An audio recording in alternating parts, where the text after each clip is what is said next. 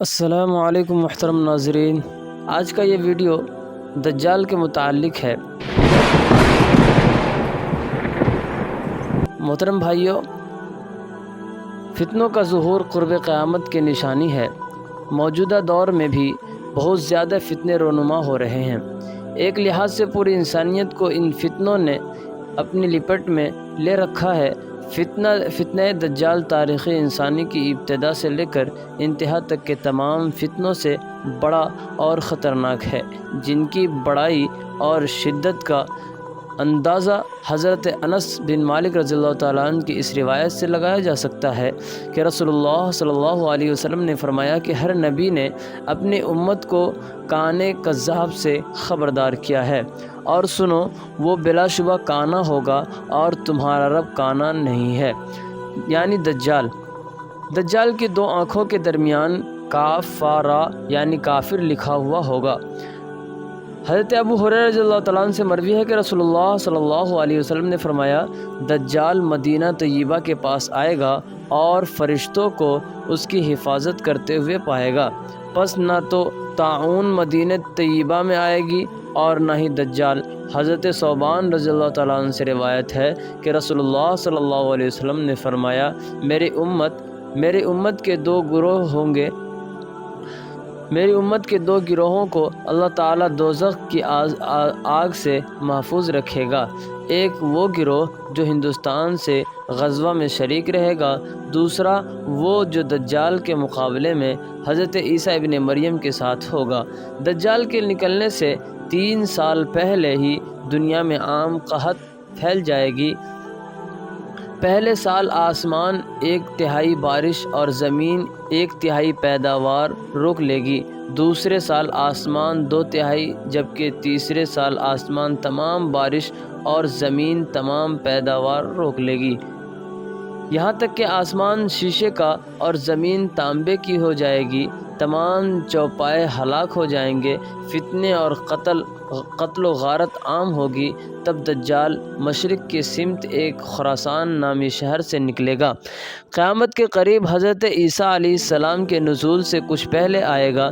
دجال اپنے آپ کو سب سے پہلے نبی کہے گا، پھر خدائی کا دعویٰ کرے گا، اپنے پیدا کردہ زبردست شکوک و شبہات میں انسانیت کو پھنساتا چلا جائے گا، خود کو خدا کہے گا۔ نبی کریم صلی اللہ علیہ وسلم نے فرمایا، فتنوں کے درمیان سب سے زیادہ خوش نصیب وہ ہوگا جو چھپا رہے اور پاک صاف رہے۔ اگر سامنے آئے گا تو کوئی اسے پہچان نہ سکے، اور اگر سامنے نہ ہو تو کوئی اس کا حال و احوال نہ پوچھے۔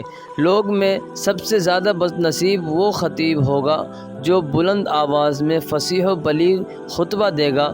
وہ سوار ہوگا جو سواری کو تیز دوڑانے پر مجبور کرے گا۔ ان فتنوں کے شر سے وہی نجات پائے گا جو سمندر میں ڈوبنے والے کی طرح خلوص سے دعا مانگے گا۔ ایک وقت آئے گا مسلمان کا بہترین مال وہ بھیڑ بکریاں ہوں گی، جن کو لے کر وہ پہاڑ کی چوٹی اور بارش کے مقامات پر چلے جائے گا تاکہ اپنے دین کو لے کر فتنوں سے بھاگ جائے۔ دجال کے خاتمے کے بعد حضرت عیسیٰ علیہ السلام اسی حال میں ہوں گے کہ اچانک اللہ تبارک و تعالیٰ کی طرف سے اس کے پاس یہ وحی آئے گی کہ میں نے ایسے بندے پیدا کیے ہیں جن سے لڑنے کی طاقت و قوت کوئی نہیں رکھتا، تم میرے بندوں کو جمع کر کے کوہ طور کی طرف لے جاؤ اور ان کی حفاظت کرو۔ پھر مالک کائنات یاجوج ماجوج کو ظاہر کرے گا جو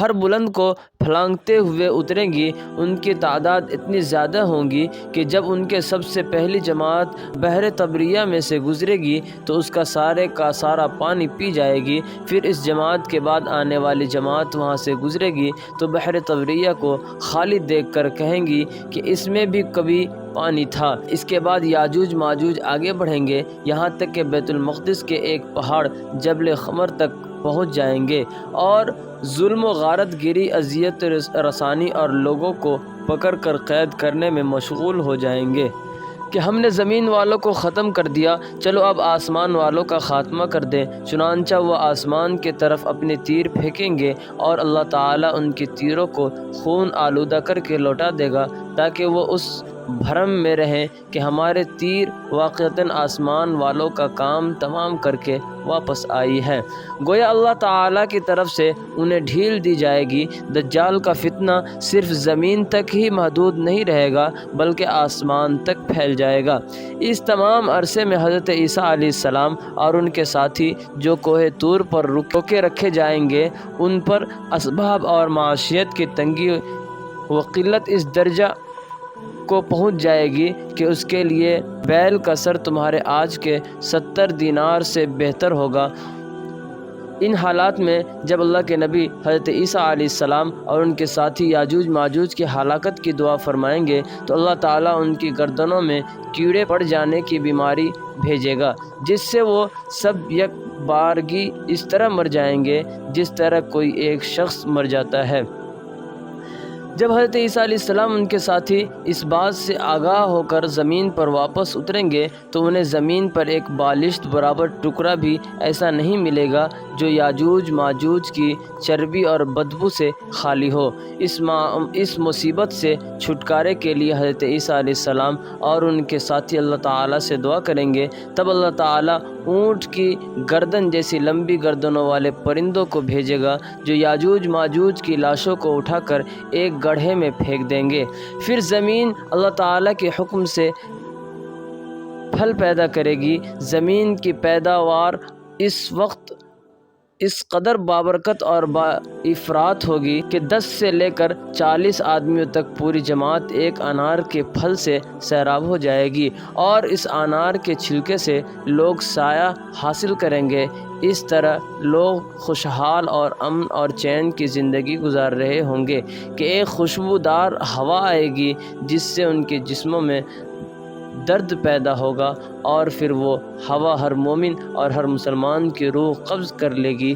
یوں صرف بدکار اور شریر لوگ دنیا میں باقی رہ جائیں گے اور انہی لوگوں پر قیامت قائم ہوگی۔